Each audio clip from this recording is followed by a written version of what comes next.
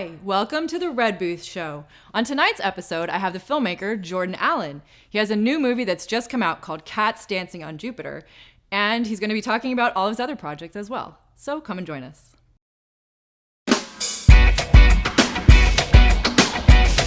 Hi, Lee. Your dog ate my roses. Oh, now it's my dog? Anyway, it was me. You ate my roses. I needed him for a photo shoot in a bathtub. Was it also you who shit on the sidewalk? It's not funny. Didn't mean to startle you. I just wanted to congratulate you on closing that deal. Everybody loves Jill. I loved her first. Hi. I believe I'm your 4 p.m. Yeah, you would be my 4 p.m. No! No! Stop! Kenny, stop! No!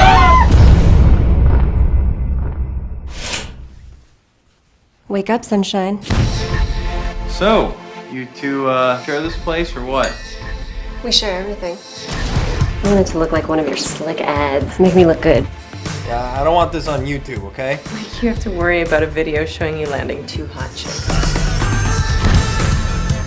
You can deal with little death. It's not like you killed him. You're just an accessory. And accessories are fabulous. Ladies, LAPD. So where were you Friday night?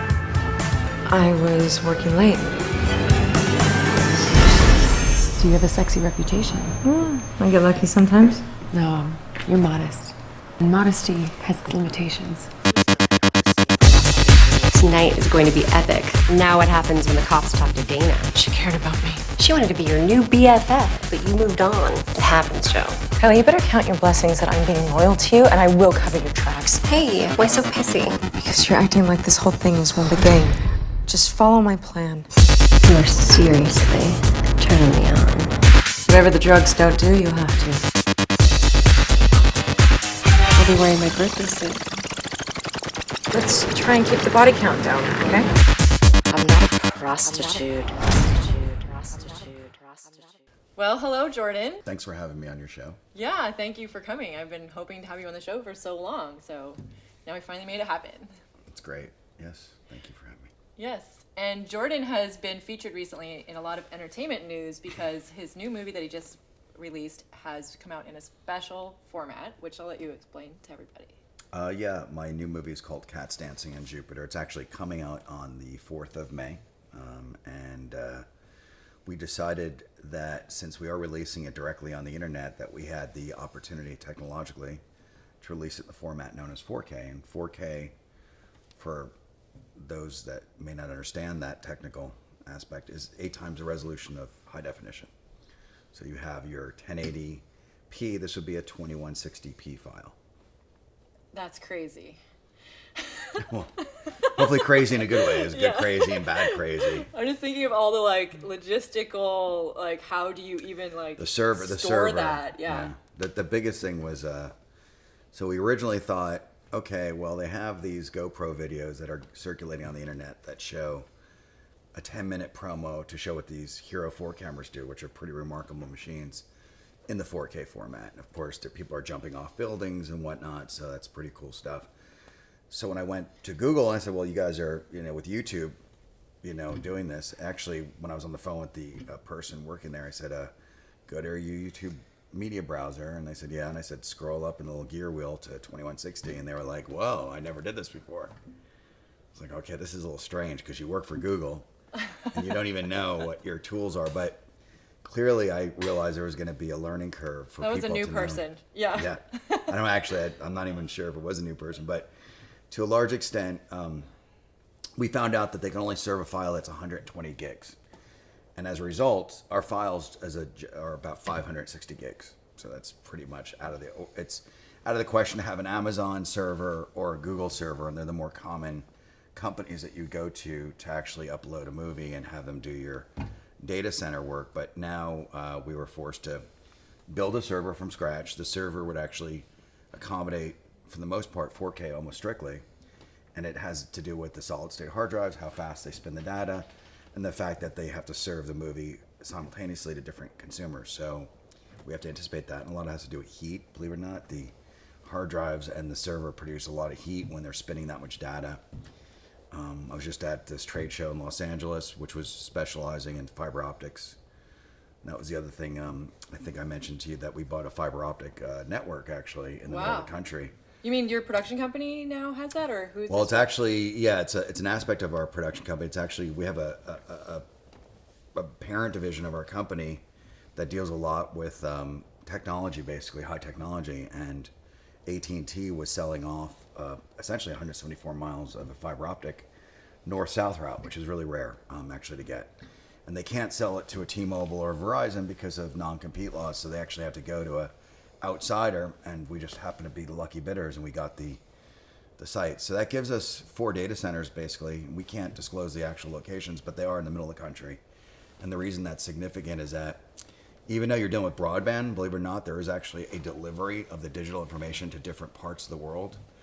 And you want to have your router source that very conveniently, because you get charged, believe it or not, overnight fees for the digital information to sit in a city before it comes back to your server. I know it sounds hard to imagine, but Whoa.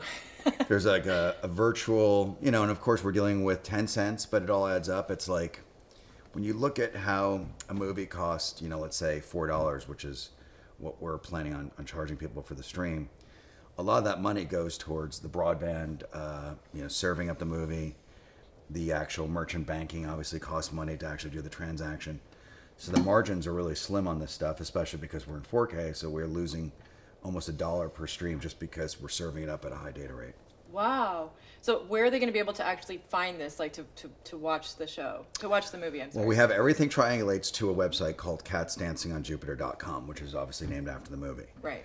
And the funny thing about that was that when we finished the movie itself, my executive producer, his name is Cassian Elways, like many people looked at the title and said, well, obviously we're going to change the title before we go to the marketplace. And I was kind of opposed to it because it took a couple of years to make the movie, and the movie had already gotten out there on the internet as far as marketing and publicity.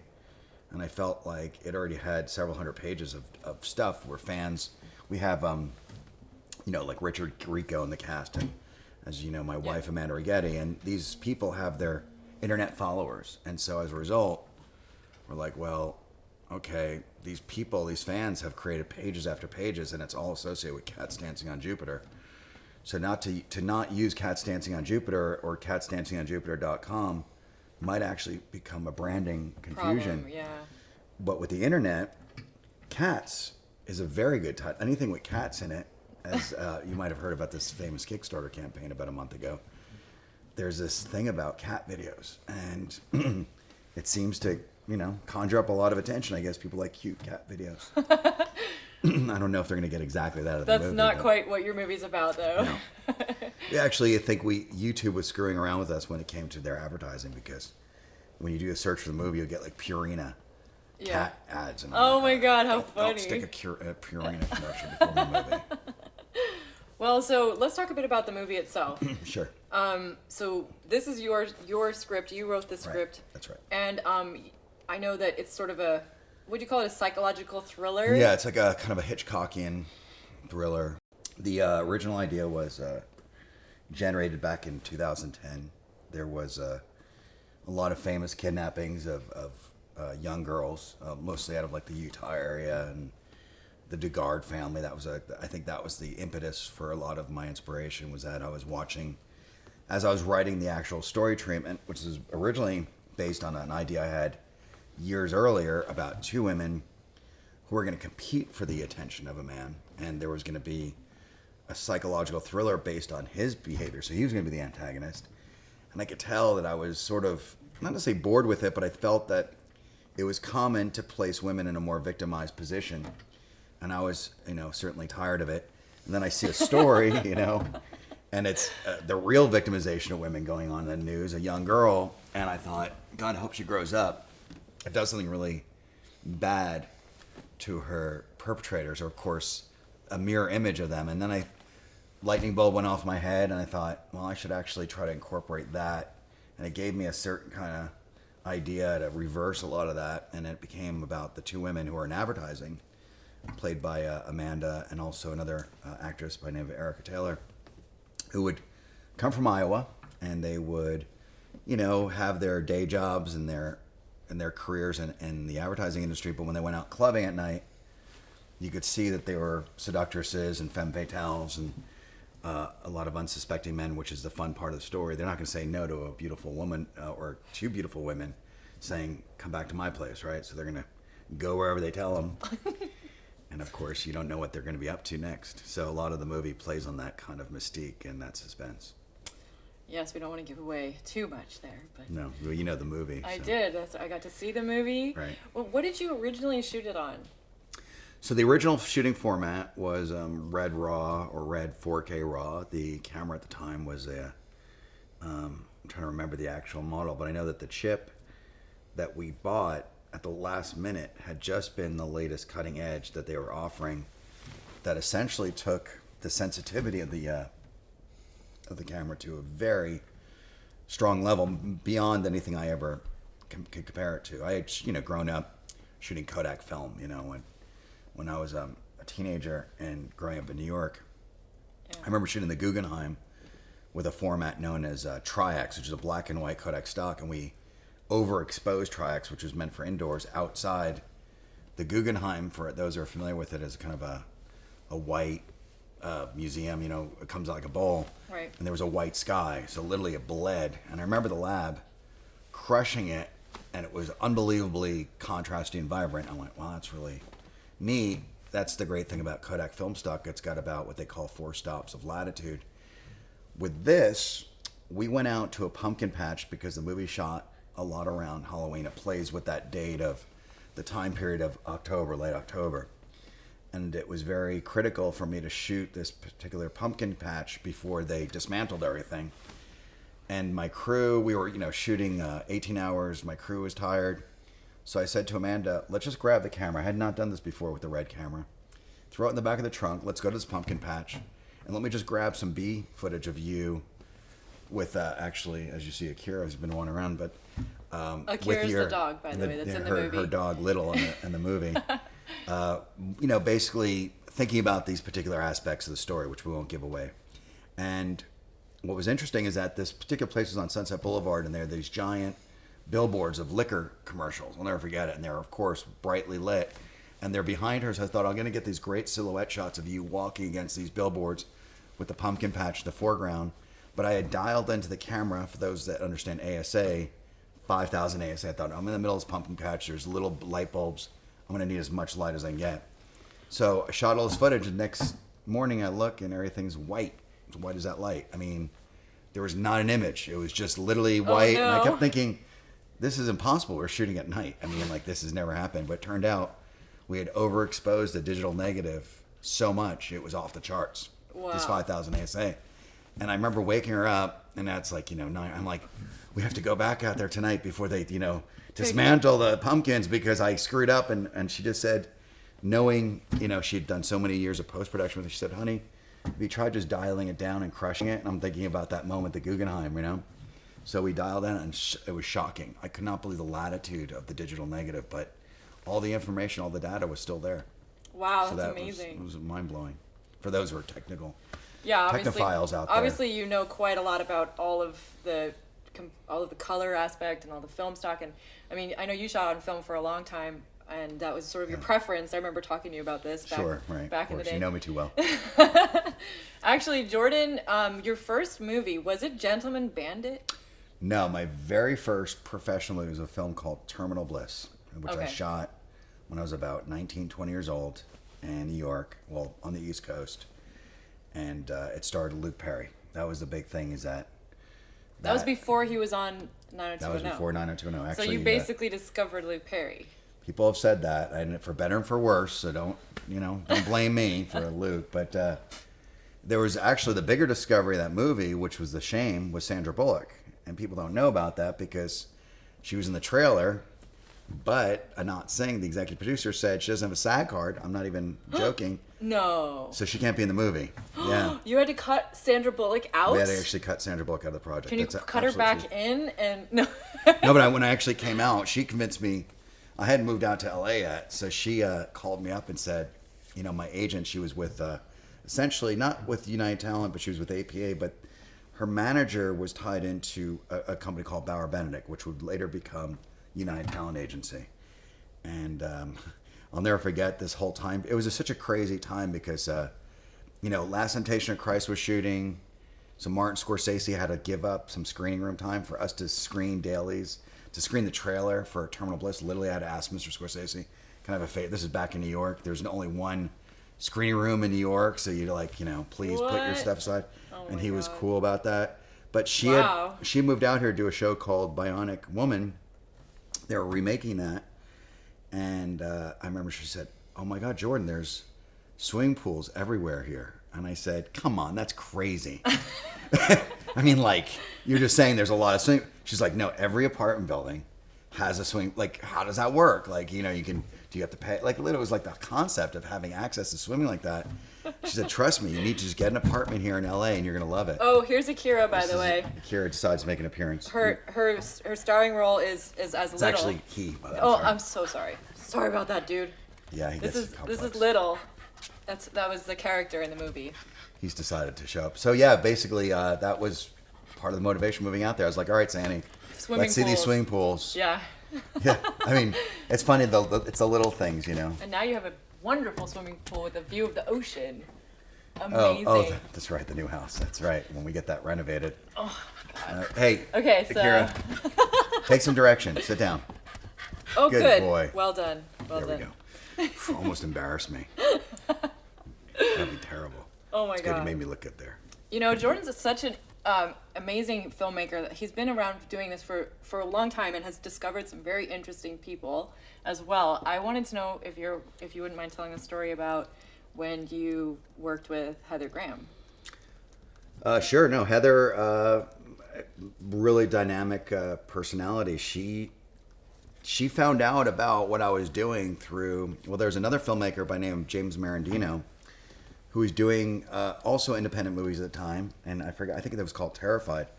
He had done a picture called Terrified with Heather, and we were in this sort of small community. Heather found out about a script that I wrote called Mercy at the time, which is now called Deconstruction Red. And it was a story of an FBI agent who had a very strained relationship with his daughter over the fact that his son was dying of a terminal illness, and she ended up committing euthanasia. Basically, she pulled the plug on the life support machine out of Mercy. And by doing so, brought so much attention on her father's behavior. What he was doing was basically using the Criminal Behavioral Science Unit, which was basically in Quantico, Virginia, studying serial killers. So he said, look, we have to put you into a witness protection program because we don't want this attention to have a killer that I've been pursuing find out who you are. So when they move her to LA, in that story, that creates a fracture in the relationship. She's very resentful towards her dad. So I'm having a lunch meeting with a producer by the name of Sasha Harari, who's going to finance the movie at the time. This is back in the 90s. And Heather calls for a lunch meeting, and we just sat there. We're just basically instant friends because she said, hey, Jordan, my dad's an FBI agent. I was like, come on, no way. No, she really? Said, really? Yeah. So she's oh my God. talking about years of essentially a lot of repression. I mean, she grew up in a more religious-minded family and had done a series of movies, famously Drugstore Cowboy at that time when she was 18 years old. And it had a lot of sexuality and nudity. And so her family ostracized her for this. And and as we became good friends, I also learned a lot from her about dealing with the sort of psychology of making choices and basically living with them and not having people distract you from them. Essentially, Heather had kind of taught me that it's okay to cut out your family. I mean, it sounds really crazy, but she was, at the time, in the process of eliminating her relationship. And, she talked a lot about mental health. And one of the things I could tell you about her, when we were going out and hanging out, we would talk a lot about Georgia O'Keeffe, this painter. And she said, yeah, I think she finds herself akin to Georgia O'Keeffe. She just wants to do her own thing as a woman, very much like a guy, date who she wants to date, not get married, not settle down, and basically be the artist that she wants to be. And look, now some 20 years later, she's lived up to that expectation. We actually saw each other a few years ago at some pretentious thing like, Bono. She was there because Bono was there, Bono. And we're talking, and she said, "You haven't changed a bit in terms of how I look." And I was like, "Oh, you're so flattering. All right, you won me over. Let's go to bed." No, I'm just kidding. but Amanda was like, "What do you mean you spoke to her at that club?" And I was like, "I can assure you that, it's been quite some time." Wow. That's amazing. So that was it. So she ended up doing a couple of projects with me. One in particular was called Kiss and Tell. We actually didn't get to shoot that movie. Hello again. But Kira just loves to screw up the continuity. She had been cast in Kiss and Tell. She played a character named Susan Pretzel. That would be my third movie. And at the time, her manager called me up and said, "Wait a second. 6 months ago, she met you to do Mercy, and now you're putting her in this." And we were kind of crazy. I was like, "Yeah, I just had this whim, and we want to shoot a movie, so we're just going to start shooting it." "When's it shoot?" "Tomorrow." Literally. And we go with it, and it was just a lot of fun. Just that was the period that we're in. She actually danced for the first time in that movie. She came back from dance class one day, and she said, "Jordan, I learned these dance moves." I said, "You know what? Put that in the movie. That'll be really cool." So she does this kind of obnoxious dance thing. She ended up booking swingers. And Amazing. So she gets swingers, and of course, the rest is history. She gets boogie nights. Yeah. I said, "God, if I know you're going to do boogie nights, I would have had you do some pornographic scenes in my movie." But God, I had no vision. No vision whatsoever. So what happened with Deconstruction Red? So that's going to be hopefully my next movie that I direct. Oh, goodness. Get down. Akira, take your direction. Sit down. Okay. Deconstruction Red, I hope to do once I settle in with the distribution network. This is... You're talking about the 4K distribution. Well, yeah, because the 4K, Cats Dancing on Jupiter is going to be hopefully the first movie of many movies. We're essentially building out the veritable equivalent of a Netflix boutique for 4K. Distribution for 4K and 2K Wow. and some other things. The thing that sort of sparked was that all these people became interested. I mean, when I say people, when I was at the show, like Sienna wants to be a marketing partner, Juniper Networks, these are all high-powered technology companies that deal with the switches. Now, that wouldn't be really interesting to your average consumer, but the idea is that when you deal with fiber optics, the way you switch the light determines how much data you can get across in a very certain period of time. So they're curious about using their technology to basically get across what I want, which is, eventually I have the vision that people are going to have wall-sized TVs on a very affordable level. Like I'm talking about full-on in every, middle-class home. I think that's going to be a very common thing to have a media room the same way you have a living room or a kitchen. Yeah, I totally could see that happening. And people certainly can't afford to go to the movies anymore. And the movies aren't getting better. I mean, that's the scary part, is that for all the money they're spending on movies, they're really terrible. I mean, really awful as a whole. Well, I'm sure as a filmmaker, you probably see a lot of things that most people don't notice. Fortunately, I don't get to see movies much anymore because I've got a 2-year-old, so you don't really get to the movies as much as you like. But when you do, you're very careful. Yes. I mean, you do not want to just go and see what happens. When people just say, "Hey, let's go check this out," I'm like, no, I'm not going to go watch it. I mean, an example, to be honest, is like Carrie. I don't know if you saw the remake of Carrie, but it's like... I did. In fact, I had one of the cast on the show. Okay, so we won't go there. I love the whole concept of the original Carrie. Well, I think that's the thing, is like, leave well enough alone, I guess, is the operative. Brian De Palma, a notorious misogynistic filmmaker. You don't want to see a lesbian filmmaker remake a misogynist vision of a girl reaching puberty who's psychologically prone to being a witch. I mean, I think that might dilute the story a little bit, but that's me. I've sat on MGM has a lot of movies in their library, and they'll occasionally just say randomly, Remake this? would you remake this? Yeah. And they'll say like Dressed to Kill.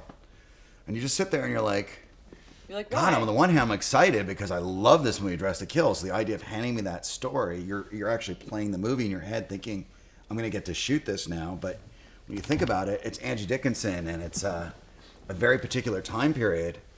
And a lot of that movie, of course, again, it's De Palma. So you're like, well, what am I going to do and feel comfortable trying not to be De Palma, because you don't want to, be a copycat. But that was the interesting thing about casting. When he saw Cats Dancing on Jupiter, it was the first thing he said is, "You must be a big fan of Brian De Palma." And I was like, wow, how'd you see that? And he says, "Oh, I saw this and this and this in the movie." So I it's thought the twists. The twists, and I think the sexuality. There's a lot of sex in the movie. Make sure everybody knows that. Lots of sex in the movie. Well, what you ended up getting it R-rated, right? Well, they wouldn't rate it. They said NC-17. They said it was just too much. Really? Yeah, they were like, don't want to touch it. Seriously? It's too hot, yeah. So that's the official rating? I think they wanted me to cut down a lot of these, you know, and I just said, no, I'm not going to do it. And that was a lot of the reason that our distribution became much more particular, because a lot of the kind of things that they asked to take the film down, I was like, I'm not going to. I'm going to let the film. Well, you could have a director's cut or something. That's a lot of times. I guess that's what people do to get around that, right? But it is. I mean, we have no studio above me, so I guess. You could do what you want. Well, I can do what I want, but I also have to be responsible. I mean, the biggest crime in filmmaking is boring people, right? True. So you still have, you know, I mean, sometimes studios help filmmakers. I mean, sometimes filmmakers get really indulgent. I mean, our movie moves at a pretty good pace. It's a little less than 100 minutes, so. Yeah. You know, no, it was very entertaining. Important. That's good. I'm glad. Otherwise, I wouldn't be on your show. Like, Jordan, you can come on a show some other time. You know. Yeah, I'm busy today. Make some other movies. Then earn your place. By the way, I just have to say this is so cute because your dog is in your logo of your company, right? That's right. That's right. Well, he reminds me, for anybody that's like of a previous generation, of the RCA Victor dog. Oh, that's if right. you remember RCA Victor with the ear up, and Akira, if he wants to ever be in another movie again, you'll participate in this. That's right. You're gonna get totally blacklisted if you don't behave yourself. You can actually put up, of course. You can just see now the human rights groups are like, oh my God, the way you treated that dog in the red booth was horrible.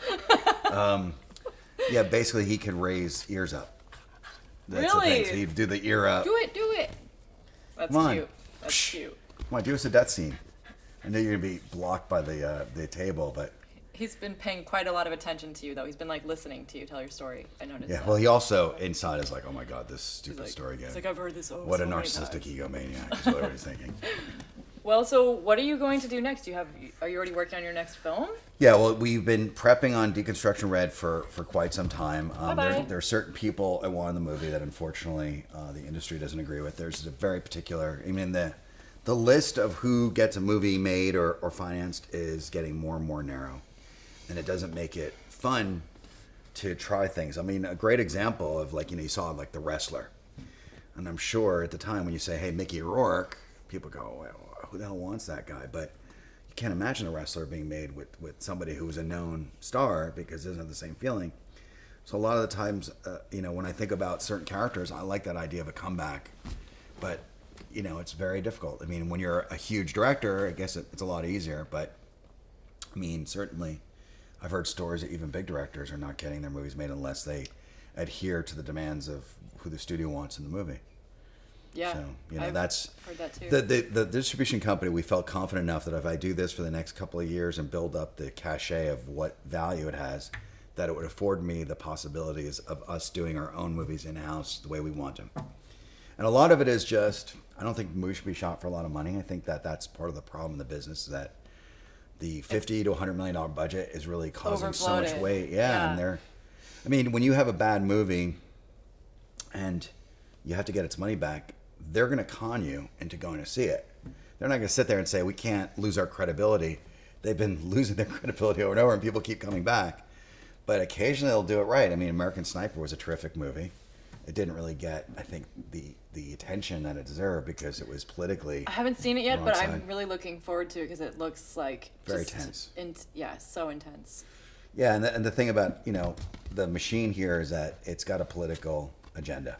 Yeah. And it continues even after a film is successful. I mean, American Sniper made hundreds of millions. I mean, it was extraordinarily successful for Clint Eastwood, for everybody.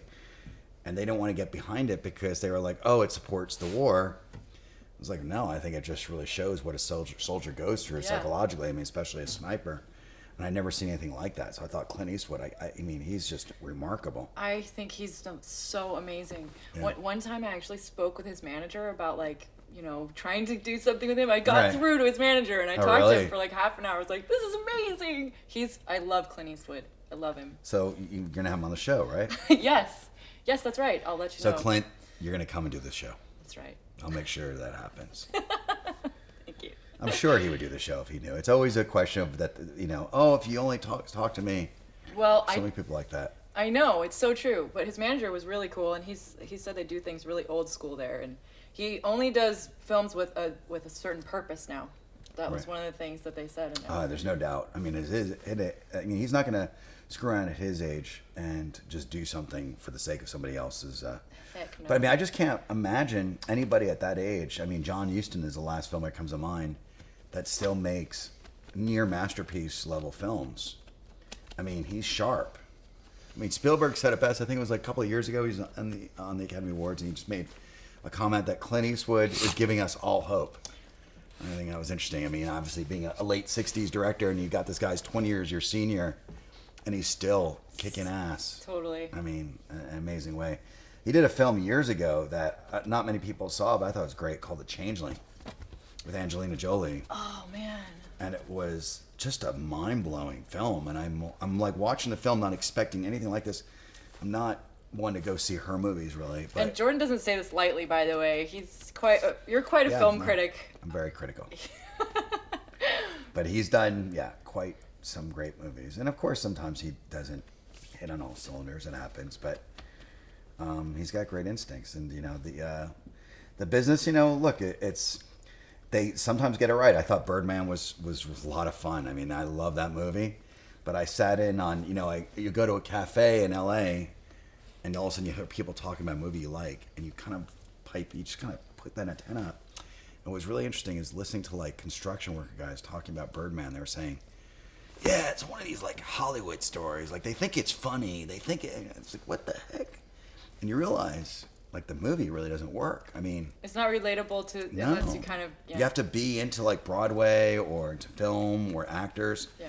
And a lot of people that's what worries me is that they give that Best Picture. You're kind of saying F you to your general audience. It's like when they gave Titanic Best Picture, it made sense. Everybody's like, well, I mean, what else? Well, the whole world saw that. They're saying, even James Cameron got into this really weird letter writing campaign with the LA Times about their critic, I'm not going to name names, but their critic was hell-bent on saying the film sucked and that even though it's made, $1 billion, everybody is wrong and I'm right. And I'm not even joking. And finally, James Cameron wrote back and he said, at some point, when do you want to give the audience credit? And it's true. It's like, you got to have some respect for the people that you're selling the movie to. And you don't sit there and say, what do you mean you loved it? You think you loved it, but you really didn't. It's like, it's crazy talk, And that's what was happening with American Sniper was Seth Rogen had just had Interview, which was a mediocre Seth Rogen. I mean, he's a funny guy. And James Franco, really funny guy. And they were not very good in The Interview. I mean, it was just not a good movie. But because of all the hype and all that crap with North Korea, made $30 million on the internet virtually overnight because people were like, what is that? It almost took down the North Korean government. I mean, and then 2 weeks later, after he had this success, which was supported by the American president, think about that. You've got the president of the United States weighing in on Cats Dancing Jupiter coming out on May 4th. Well, that's pretty cool in your lifetime. 2 weeks later, after you have that success, you see American Sniper getting all this money. And what does he do? He tweets, oh, well, it's a film about a murderer. I don't know why people are going to see it. I don't know why it's the #1 movie in America. I mean, you're a Canadian that came to Hollywood who's made tens of millions of dollars personally, and you're talking about a filmmaker who should be revered. Talk about your senior. He's Clint Eastwood. And again, the society is telling you. But it wasn't. Who's good. That's the thing, is it's not just pro murder. It's showing like the terribleness of it. It's actually it's showing the human condition about war. Yeah, and how horrible it is. And he can't win. I mean, yeah. Look, the guy. That was the first time I think when the soldier came back to the United States, I thought, oh my God, I feel so uncomfortable. I'm a fish out of water. He'd really put me in the shoes of. Get me back to Iraq where I feel comfortable. And literally when the guy went back, I went, okay, now I feel more in my element. And when he ends up getting killed, it almost felt in a weird way like it was inevitable. Like this guy was either going to kill himself or get killed because he clearly had his soul completely tormented by what he was basically doing. And that's actually tapping into something that's real because the suicide rate for military vets is outrageous. I know, post-traumatic stress disorder. It's heartbreaking. I know. Anyways. Well, guys, how much time do we have left? We're headed. Okay, sorry. Cool, so that's it. Great. I'm glad that went well. Yeah. Thanks for watching filmmaker Jordan Allen on The Red Booth.